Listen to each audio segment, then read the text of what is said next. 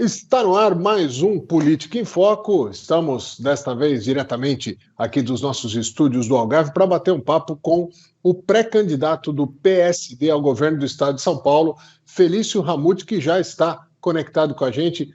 Muito boa noite, Felício. Seja muito bem-vindo ao Política em Foco. Boa noite, eu agradecer a oportunidade de poder falar de política e de gestão e o futuro do estado de São Paulo através do Política em Foco.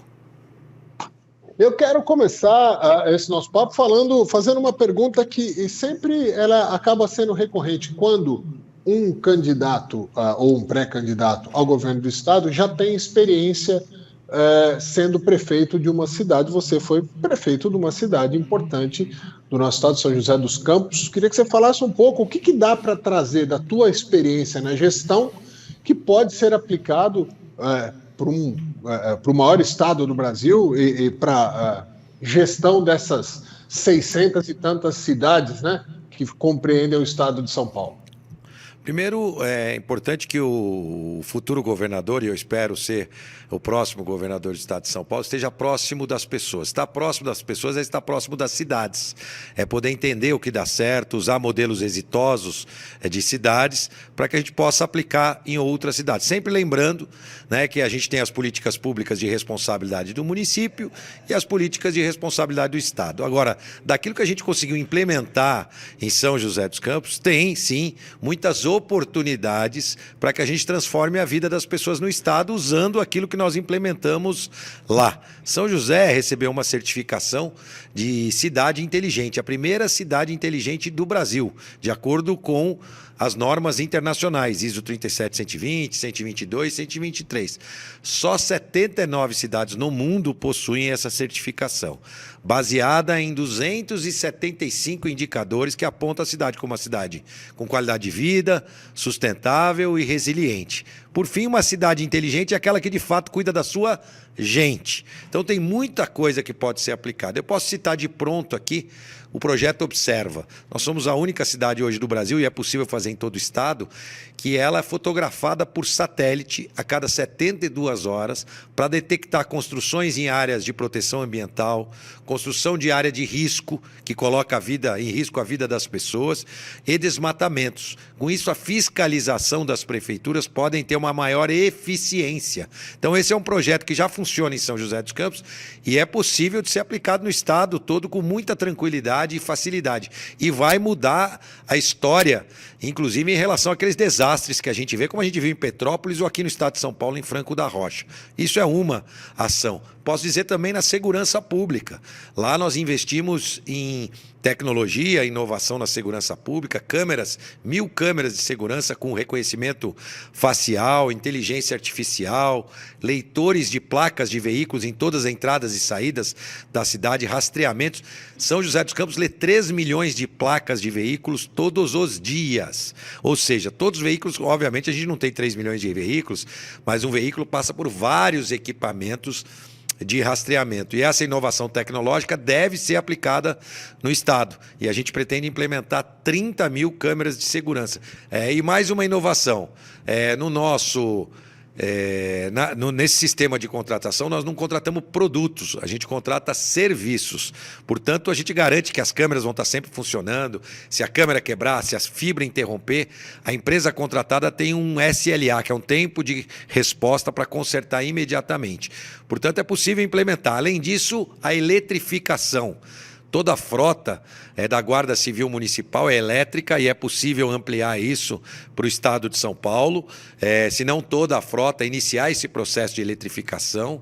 Aliás, a Polícia Militar da cidade de São José dos Campos é a única que anda com veículos elétricos, que foram cedidos pela Prefeitura para a Polícia Militar fazer atividade delegada, além do transporte de massa, onde eu defendo que o Estado participe e que possa levar também a eletrificação, como a gente fez em São José dos Campos. Esses são alguns exemplos do dia a dia, mas tem muita coisa na área da saúde, sempre envolvendo a inovação, tecnologia, criatividade, para melhorar a vida das pessoas, Eudes. Muitas pessoas reclamam bastante dos serviços da Enel e da Sabesp. Você, como uma pessoa que pode vir a governar o estado de São Paulo, pretende, de alguma maneira, interferir na má prestação de serviço dessas duas empresas? Olha, a gente tem agências reguladoras que têm que cumprir o seu papel. A agência Arcesp, que regula os serviços de saneamento, e a ANEEL, né, federal, que regula os serviços de eletrificação. A gente deve acionar as agências reguladoras, mas, obviamente, como governador, a gente tem que estar atento a isso, né? O executivo também pode ajudar. Lembrando que a gente tem o caso da Enel aqui, mas são várias concessionárias diferentes por todo o estado de São Paulo. E a gente tem, por exemplo, um objetivo de facilitar a troca da iluminação por LED. Esse é um ponto importante, ainda que não diretamente relacionado às concessionárias, mas relacionado à prestação de serviços na área de iluminação pública.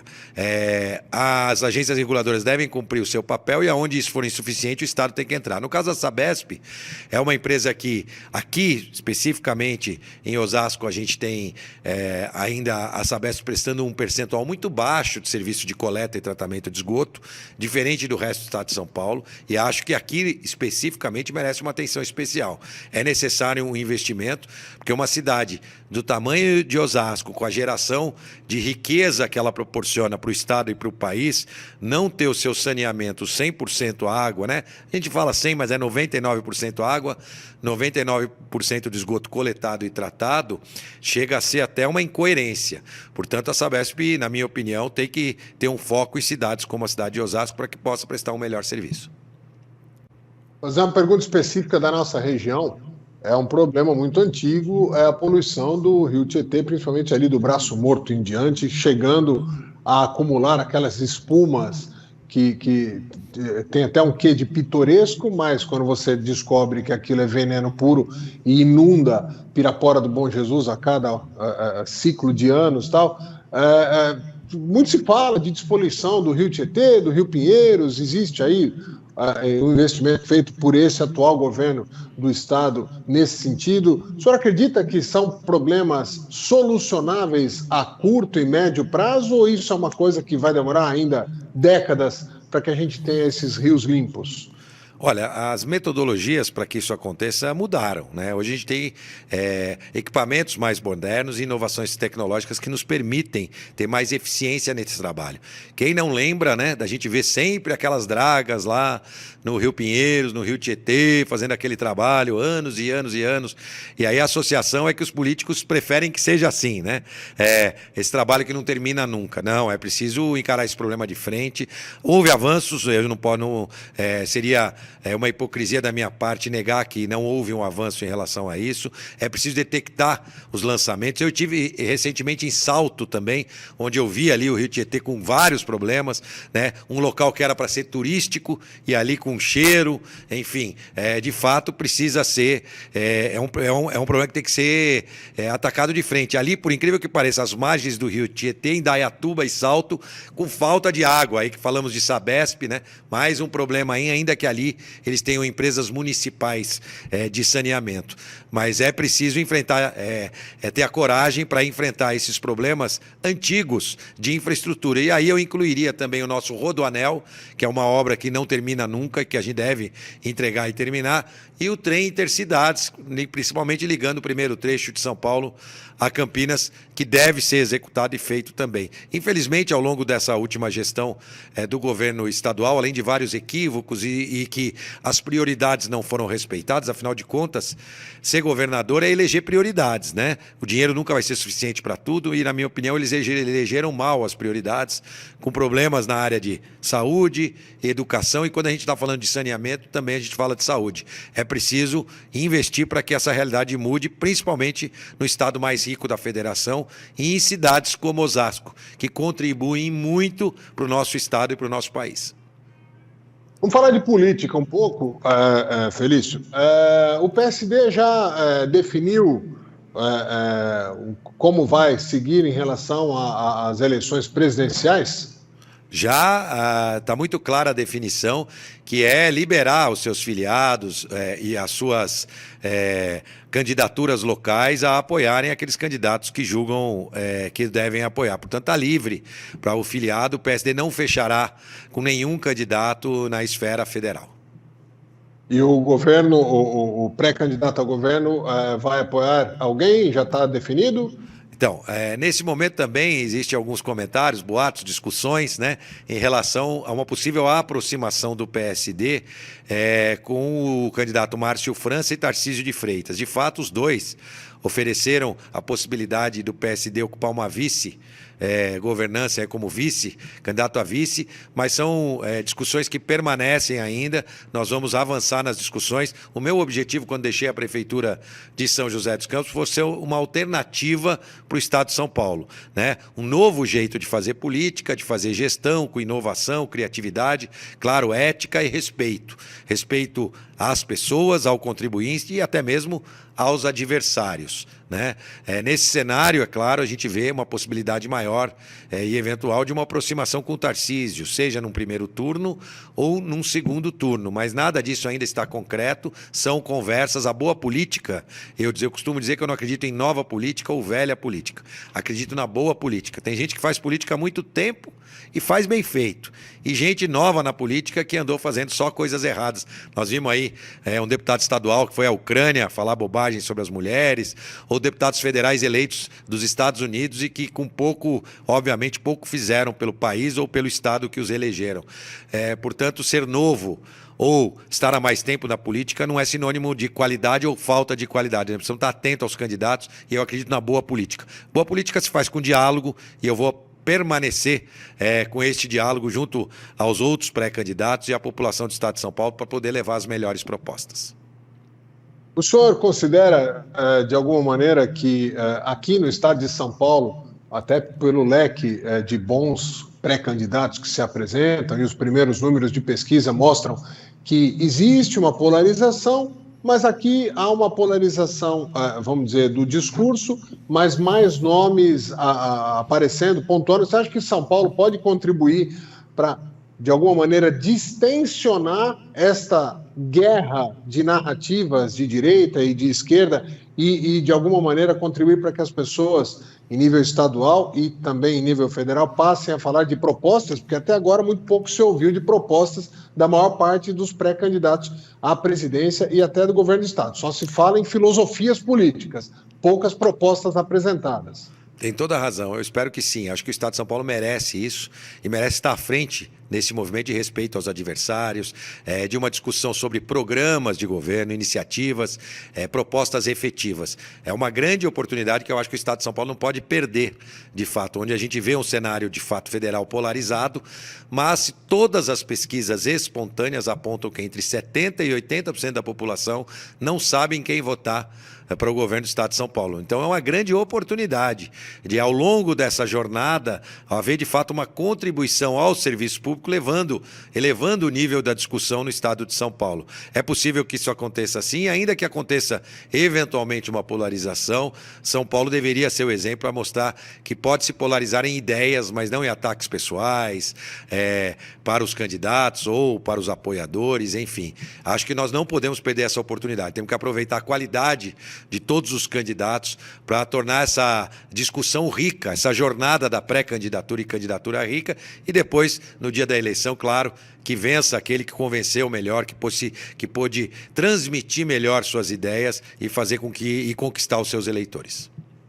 Na resposta anterior, o senhor comentou que há aí como se diz nos bastidores, há um namoro, né, talvez, de uma aproximação com o grupo político do Tarcísio, que é o mesmo grupo político de Jair Bolsonaro, e ao declarar que isso pode acontecer, ou por uma possibilidade de vice, compor uma chapa como vice, ou num segundo turno, automaticamente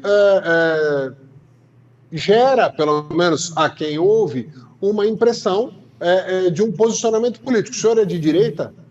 Olha, não se trata de um alinhamento automático. O PSD é um partido de centro, é um partido que acredita na eficiência do Estado, concessões, privatizações, mas também defende o SUS, os programas sociais, a universalização do ensino. Então, essa posição de partido de centro permite, por exemplo, lá no Paraná, o Ratinho Júnior, por exemplo, é um apoiador do Bolsonaro. Ou, em Belo Horizonte, o Calil, que dá o apoio ao Lula. Em São Paulo, existe essa possibilidade, sim, do PSD se unir a essa candidatura do Tarcísio, ou no primeiro, ou no segundo turno. Também em conversas com o Márcio França, mas a tendência que a gente percebe da maioria dos candidatos a deputado federal, deputado estadual do PSD de São Paulo, que não deve ser confundido com o cenário federal, né?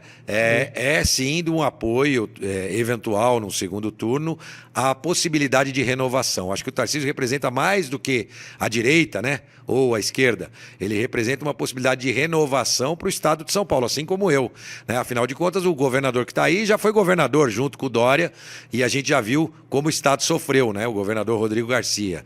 Ao mesmo tempo, Márcio França também já foi governador. Haddad já foi prefeito e tem tudo de ruim que a esquerda pode oferecer. E aqui em Osasco eu sei que sofreram muito com governos de esquerda, e em São José dos Campos não foi diferente. Eu costumo dizer que os governos do PT são uma franquia de corrupção e poder. O prefeito assume, ele tem que seguir a cartilha da franquia, né? Os funcionários vêm de fora, os fornecedores vêm de fora e os comissionados vêm de fora. E o prefeito tem que permanecer calado, porque se ele falar alguma coisa, ele pode terminar aí nas páginas policiais, né? Diferente, como a gente já viu acontecer, inclusive, em muitas cidades. Então, para mim, é muito claro que o PT nunca vai ser uma opção, né? Mas um alinhamento no estado de São Paulo não significa um alinhamento automático na campanha de Jair Bolsonaro ou na campanha de Lula.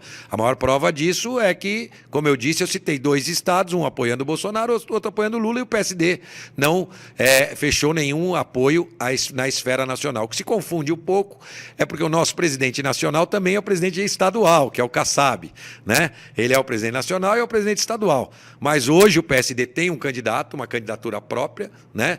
E um grupo de pessoas que eu preciso dizer a vocês têm me surpreendido cada vez mais que eu visito o Estado. O PSD tem um time no Estado de São Paulo, seja de prefeitos, vereadores, que pratica boa política, tem grande experiência, e é por isso, na verdade, que todos os partidos estão buscando esta noiva, né, para se juntar no cenário eleitoral. Não é à toa, não é por uma ou outra peça, mas pelo conjunto de talentos que o PSD tem para oferecer.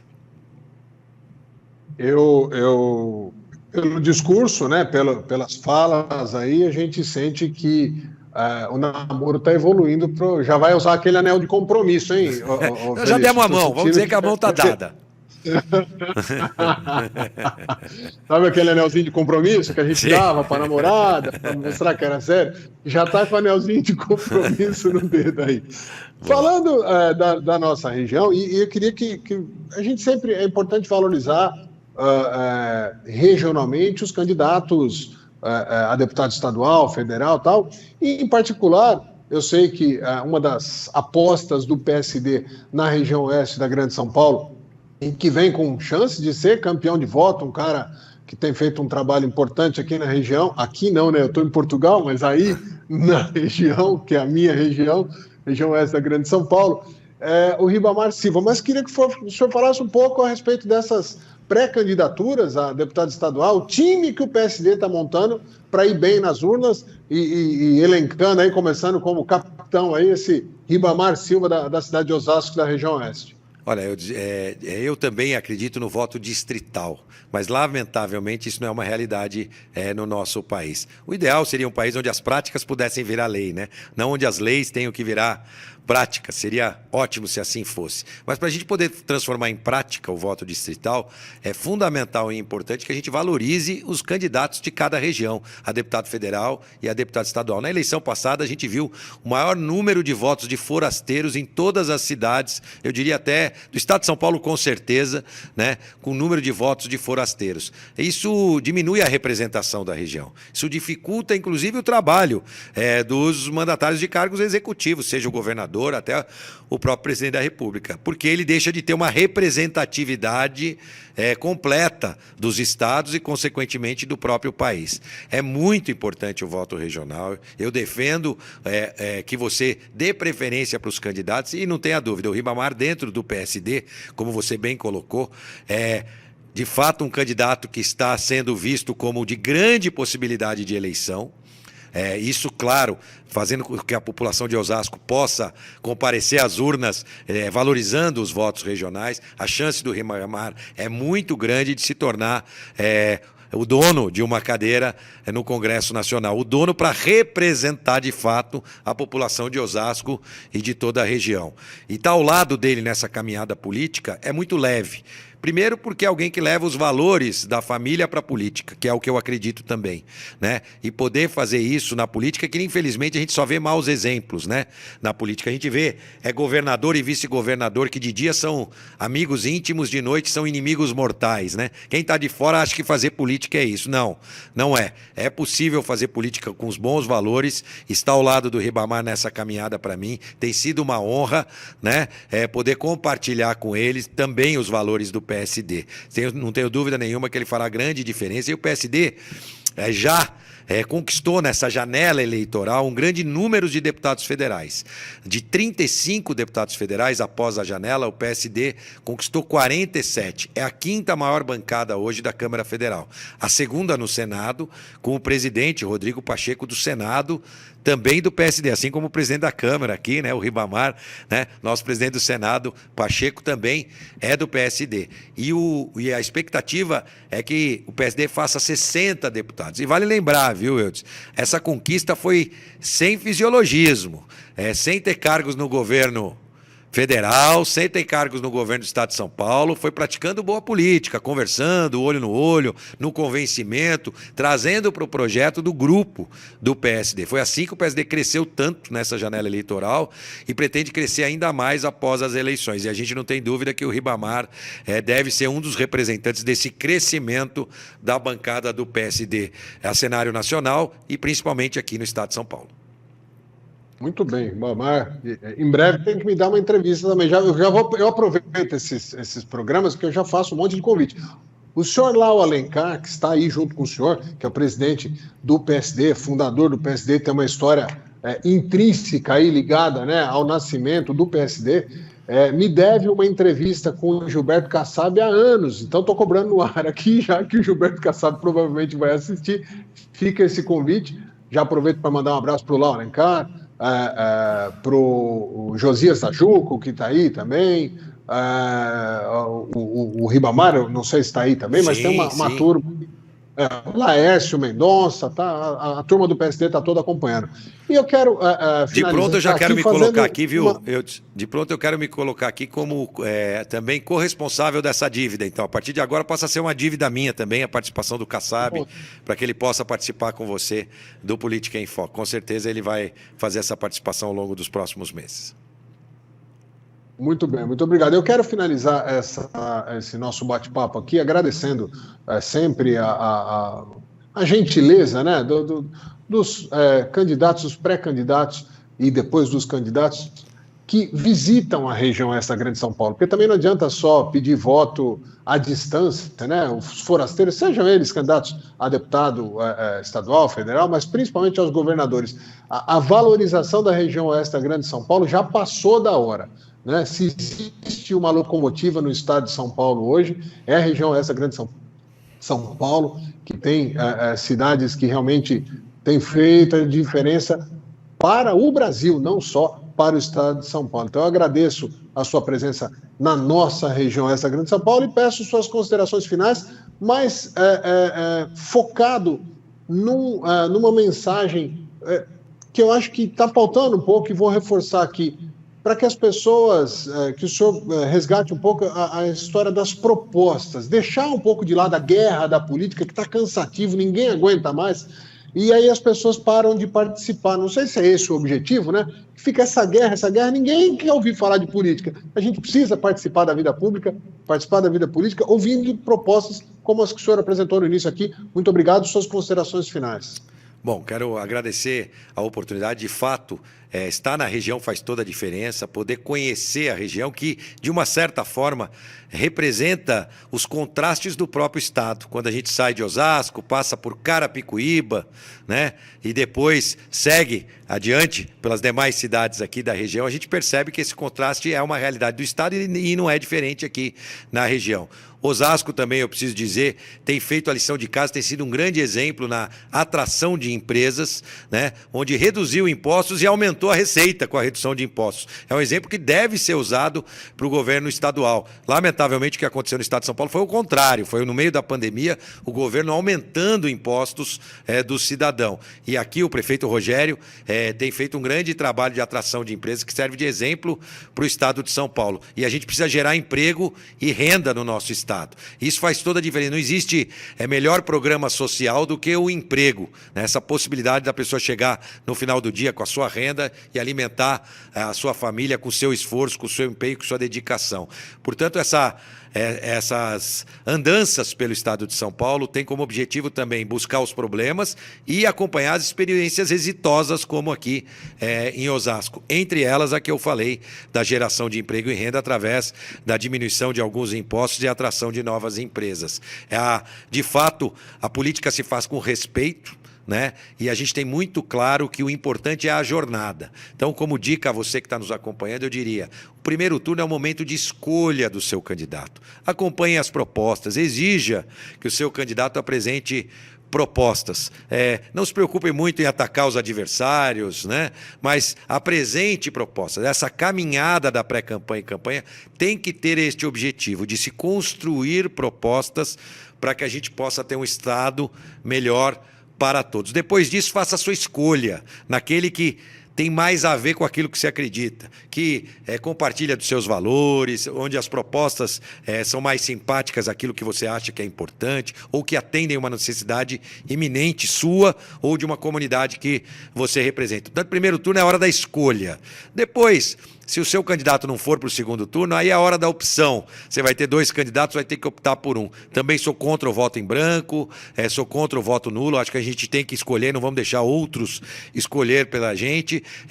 Portanto, essa é a caminhada que eu quero fazer junto com vocês. Se a população do estado de São Paulo me der a honra de me tornar o governador do estado de São Paulo, sabe que vai ter alguém que vai praticar a boa política, levar os bons valores, acordar cedo, arregaçar as mangas, para ser o gestor e o fiscal dos serviços públicos, para todos, mas principalmente para aqueles que mais precisam. Obrigado pela oportunidade. Este foi Felício Ramute, pré-candidato ao governo do estado pelo PSD. Muito obrigado pela audiência de todos vocês. Em mais um Política em Foco, continuem conectados com a Connect TV.